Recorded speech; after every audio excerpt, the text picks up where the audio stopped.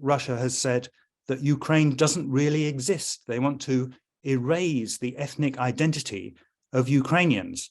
Now, all that, in my view, is about as neo-colonialist as it gets. When I say that a long grinding war suits Putin, President Putin believes that the longer this war goes on, the harder it is going to be for Ukraine and for President Zelensky as representing Ukraine to maintain the support of countries such as the UK and the US and Western European countries which are supporting Ukraine. So he thinks that people will just lose interest. They will suffer from what we sometimes call war fatigue or compassion fatigue. And gradually they'll say, why are we bothering to keep this war going? Why don't we just let Russia get on with it and hope it'll all go away? So that's why Putin can deal with the war dragging on.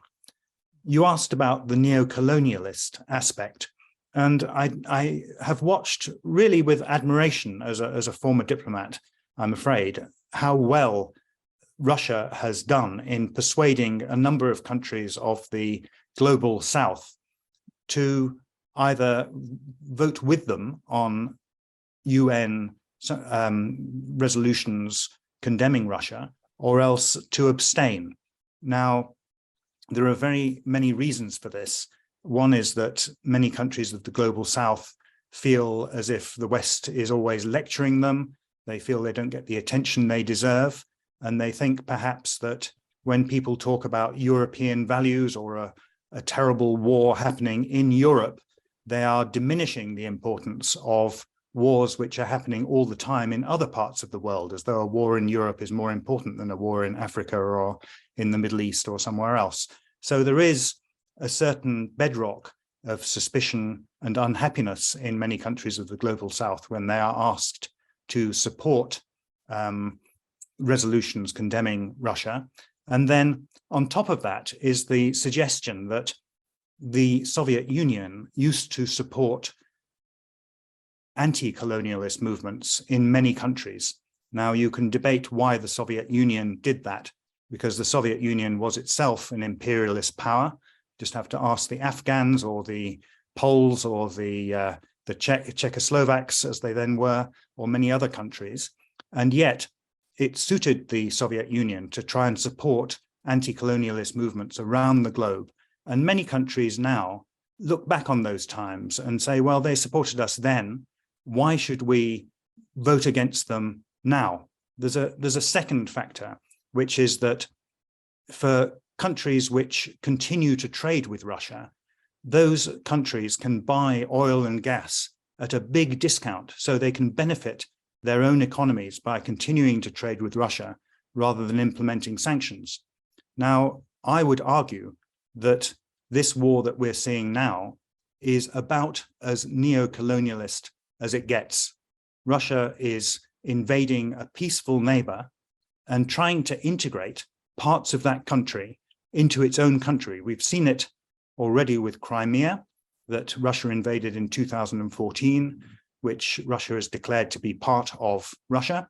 We've seen it with 4 further provinces or oblasts of Ukraine, which Russia has again said are now integrated into Russia. And moreover, Russia has said that Ukraine doesn't really exist. They want to erase the ethnic identity of Ukrainians. Now, all that, in my view, is about as neo-colonialist as it gets. And it would be in our interest to explain that and to encourage that way of thinking among some of these countries that think somehow that Russia is their friend. Okay. And how do you think this is going to end, Leigh? The outcome of a war of this scale is very difficult to forecast. I think a year ago, when the war started, some people thought that Russia would win easily. In fact, Ukraine has resisted much more successfully than most people expected. The way I see it is that at the moment, there is always the chance that one side or the other will suddenly collapse. Russia still has very significant armed forces, despite the terrible mauling they've received over the last year from the Ukrainian side. Ukraine itself, although they've got better equipment than they did at the start of the war, They have fewer resources in terms of manpower than the Russians. The Russians have much larger armed forces than Ukraine. However, I think the likeliest course for the next few months, at least, is going to be a continued war of attrition with heavy fighting going on. And that makes it all the more important that the UK and other countries that want to support Ukraine continue to do that. And do you think there is a danger that support for Ukraine, particularly if this does become a war of attrition, if it goes on for a number of years and it continues to have a significant impact on people's cost of living, and of course that has a political impact in different countries? Do you think there is a danger that over time support could ebb away? There is always a risk over time of support ebbing away. We've seen this with wars, for example, in Afghanistan that went on for years, and people couldn't really see why Western forces were in Afghanistan after a few years. And in this case, in the case of Russia's invasion of Ukraine, Russia so far has behaved so badly in such a nakedly violent and aggressive way, and committed so many atrocities that we've seen each time they've been driven back from some part of Ukraine, that it's been really no problem in keeping widespread support for UK or US policies of helping the Ukrainians.